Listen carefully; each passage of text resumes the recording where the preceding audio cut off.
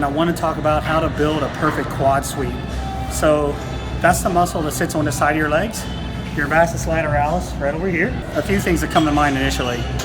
First of all, there's a genetic component to this. So some people just genetically have a little bit bigger quad sweep just due to where their muscles originate and where they attach. There's really nothing you can do about that. So some of this is going to be genetic. That's just the truth. The second part is what I would focus on initially is just building your whole leg. A lot of people come to me and they say, I need to build my quad sweep, and I think probably the answer for most of those people is no, you just need to build your whole leg. If you build your whole leg, probably your quad sweep will get better. Okay, now, those are a couple basics that come to mind. So let's talk about the exercises that I like the most. Unfortunately, I don't have anything really fancy for you. There's no miracle exercise that isolates your vastus lateralis and doesn't work the other parts of your leg. What I think works your quad sweep the best are actually probably the things that make your leg the biggest. So you're going to be a little disappointed with how basic these exercises are. The first one, it's just a squat. You know, I built a pretty good quad sweep myself with basically these three exercises I'm going to show you. I just think a squat is great for building your quad sweep. Now, a lot of people talk about foot position. Do you want to be close? Do you want to be wide with your toes out? Some of the self-proclaimed gurus will say that it doesn't matter where your stance is, the muscles will attach around your femur, and basically you're just changing your hip angle, and it doesn't really matter. I can see where they're coming from an anatomical perspective, but I will tell you this, in the 30-something years I've been training, slight differences in your foot position do make a little bit of a difference. It's not that you're isolating your quad sweep, it's just that you're directing a little bit more stress to your quad sweep. For me personally, I like to go a little wider than shoulder width, and I like to turn my toes out some. Ideally, you like to keep your spine pretty straight up and down, and then really drive right here. So, I believe that that's going to be a much better quad sweep exercise than, say, something where you're squatting like that.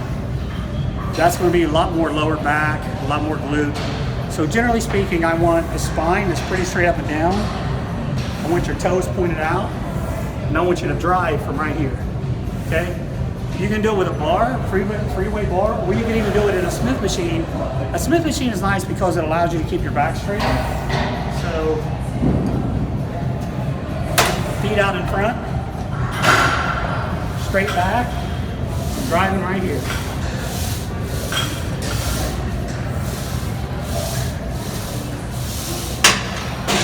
Now, I personally feel that really good in the side of my leg.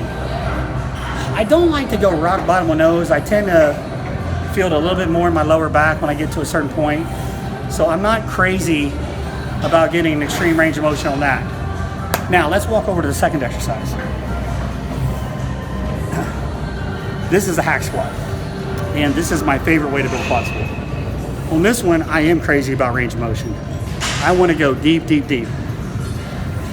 For those of you who are interested in the science stuff, there is some very good research showing that full range of motion, where you're working the muscle really hard in a lengthened position where it's stretched, does create kind of a different kind of hypertrophy. So usually when we think about building muscle, we think about cross-sectionally, the middle of the muscle gets thicker, but you can actually change the length of the muscle.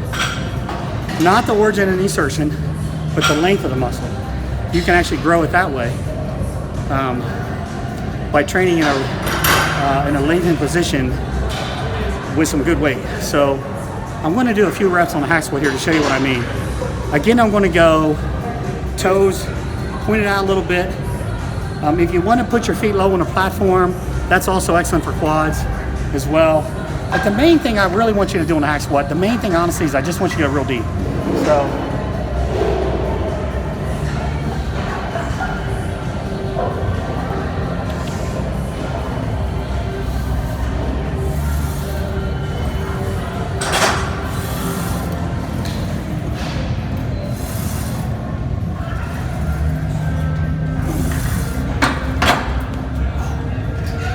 So hopefully you can see the deep range of motion there.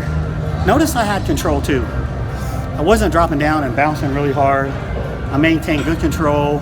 I felt a really good stretch on the side of my thigh. that would be probably my number one exercise. Now the last one I'm going to show you, actually I don't know if I'm going to show you or not. It's a leg press.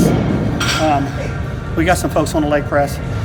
The leg press, I want you to execute the same way. I want you to go high and wide, actually not real high, kind of medium with your toes out, basically simulating the stances we had here. If you didn't notice, I'm a little partial to that stance. Wide with toes out, wide as in just a little bit more shoulder width. I feel like that stance, maybe it doesn't cause pure isolation, but I do feel that it directs a little more stress to your quad sweep.